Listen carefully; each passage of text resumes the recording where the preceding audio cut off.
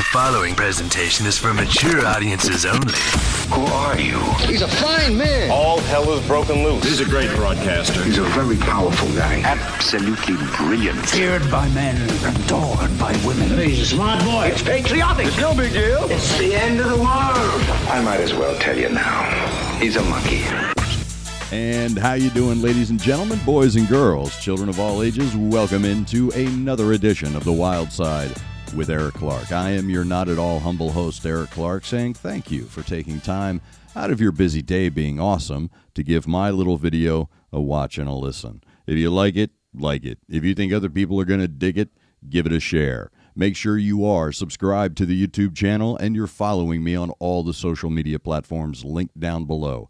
That way, if there's a band, song, video, something you'd like me to check out, you can hit me up with a DM or leave it in the comments below. If you are going to hit me with a DM, please, no spamming, unless it's actual spam. Then there's a mailing address down there. If you are going to leave it in the comments, become a Concurpa. I call y'all my Sherpas on this new music journey of mine, and there's the I Concur Army. It is worldwide and growing. I see it pop up everywhere, and it's hilarious every time. All you have to do to be a member of the ICA, the I Concur Army, is give the comments a cursory glance if you see that your suggestion has already been made, or you see another suggestion that makes you go, all right.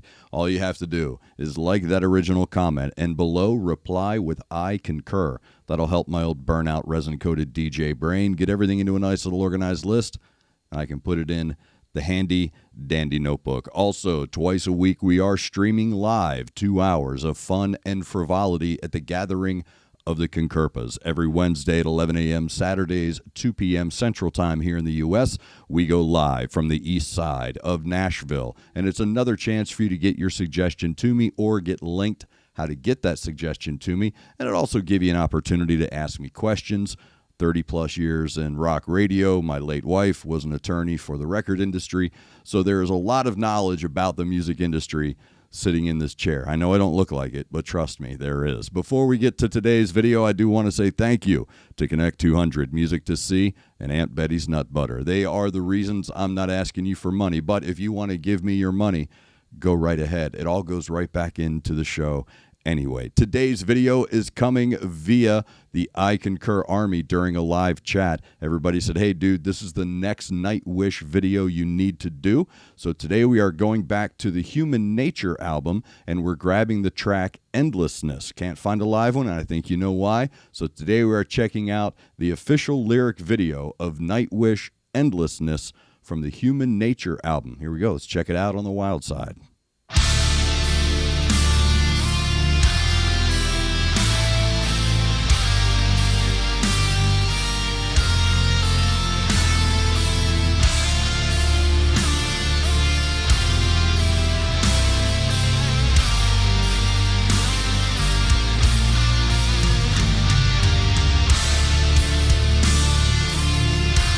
Great visuals.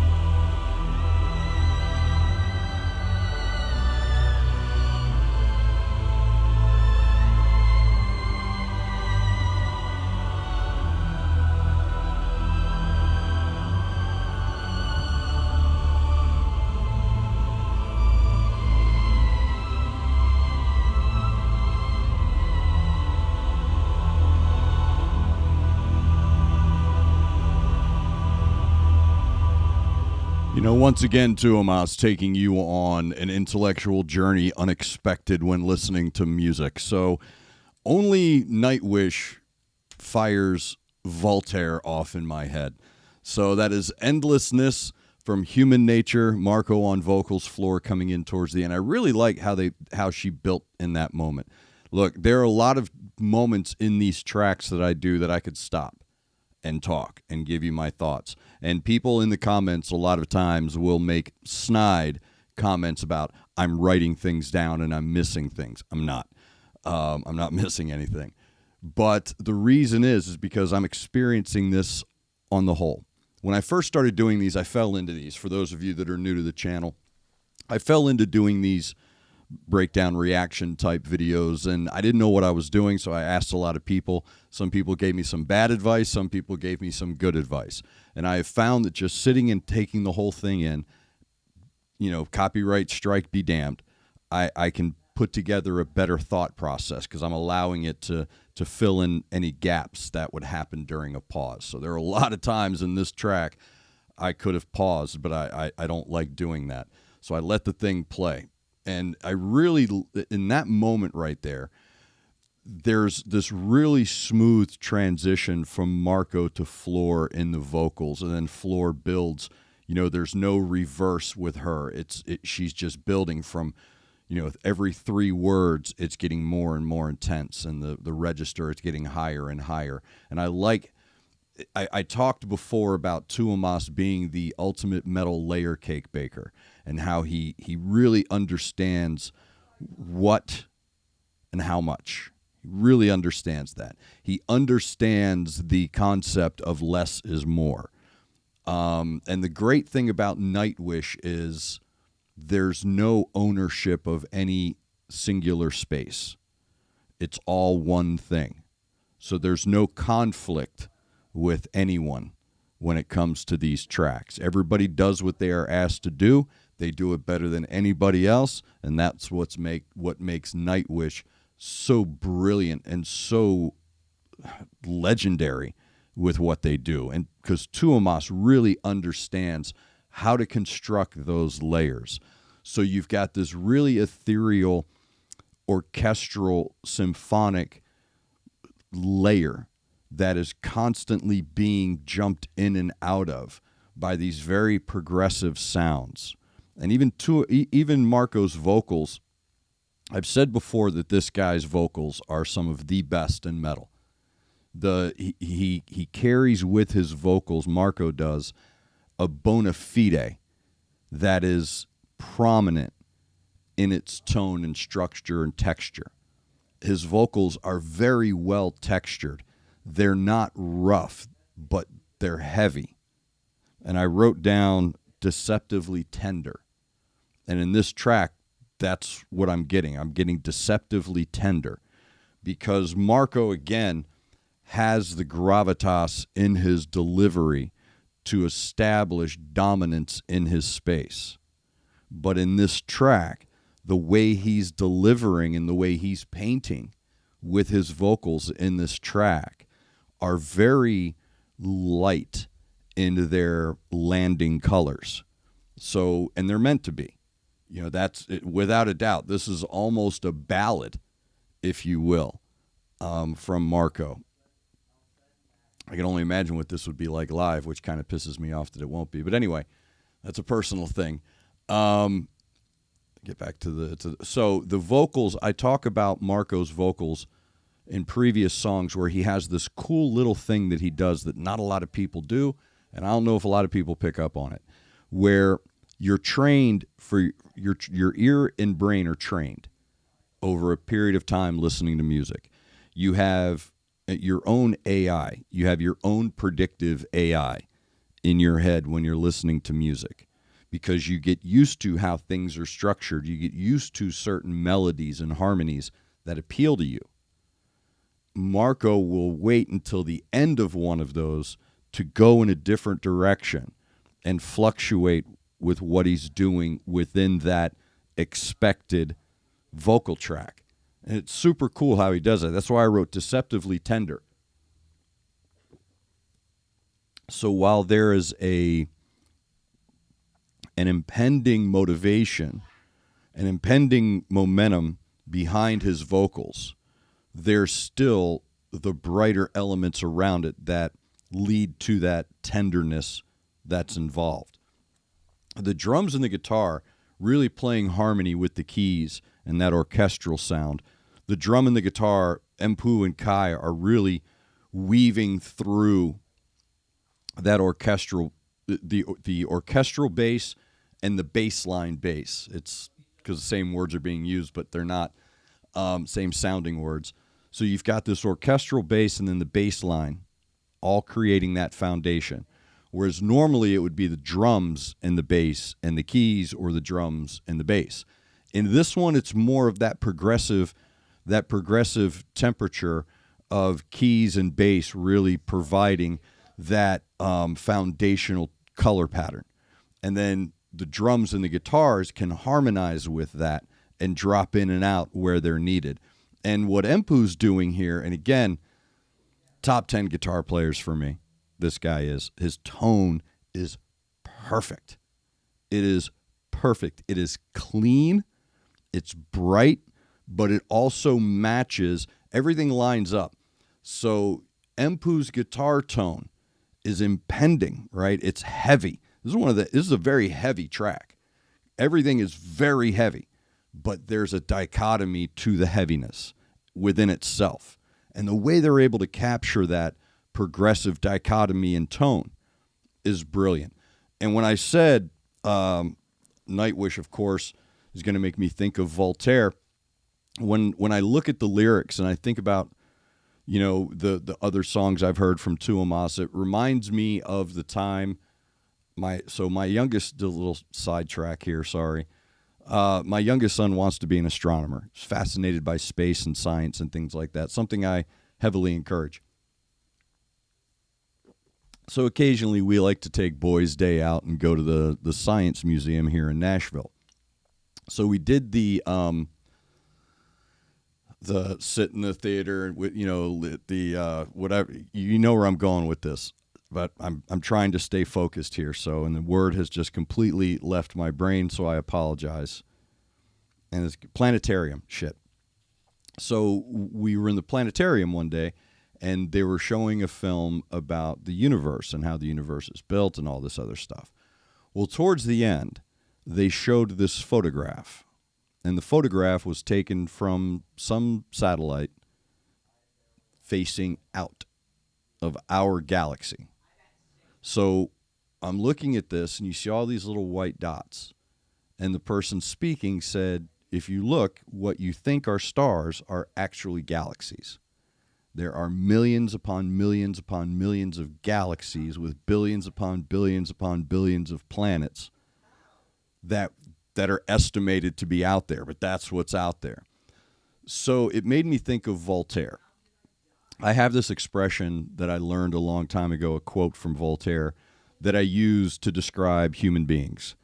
And the quote is, "The snowflake never feels responsible for the avalanche." And it is very, like, once it sets in your head, you're like, okay, I get that now. The issue that humans have is that we battle the ego of thinking we're unique. Each of us is unique. Each of us is special. Each of us are our own snowflake. We are created uniquely individual. And then when you start to pull back, you go, you're a speck of dust, bro. Like, there's this really crazy fight that we have. It's like a fight to stay unique. It's a fight to stay that individual, while still understanding we are a part of a vastly massive and immense space that occupies many things. So we have to find a balance of humility and appreciation within that avalanche of existence. So it's up to us as the humans to say, yes, I am unique, and yes, I am special, but I am also just a part of this massive thing. And maybe that realization will help you appreciate your uniqueness and your being in your special place in your world. It's again, it's this crazy.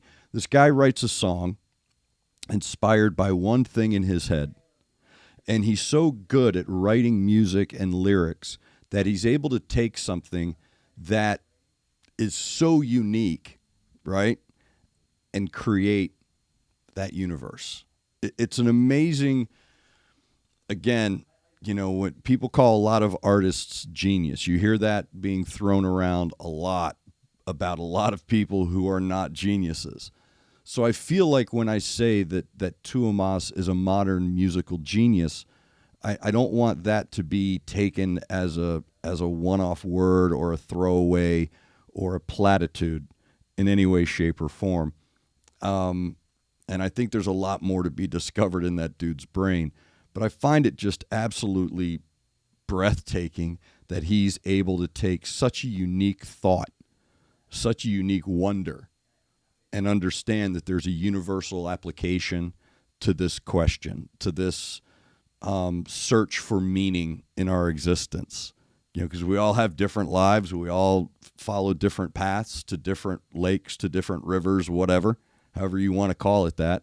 And he's so good about, like I said, taking something that is in him and being able to create a digestible, universal message in that transition from what he's hearing in his head to what finally comes through the speaker for you. It's just absolutely brilliant. So again, I likened this album, Human Nature, to Pink Floyd's Momentary Lapse of Reason. And there are songs on the second side, because I remember my cassette. There's songs on the album that are very audience-friendly, radio-friendly, but then there are the more progressive songs on the album that establish the true progressive depths of this band.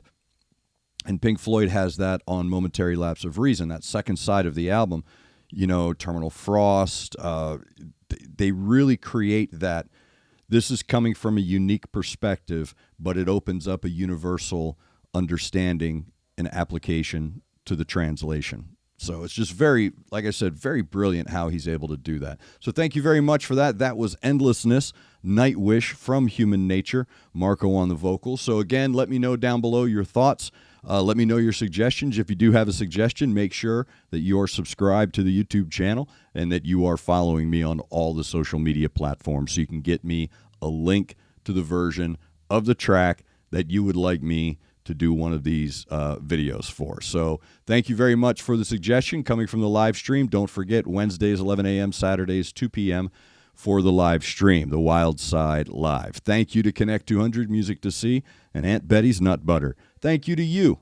That's right, you, best darn subscribers in the world, for taking time out of your busy day being awesome to give my little video a watch and a listen. Make sure you're looking out for each other. Make sure you're looking out for your neighbor. Try to do at least one good thing a day. I am Eric Clark, and this has been The Wild Side.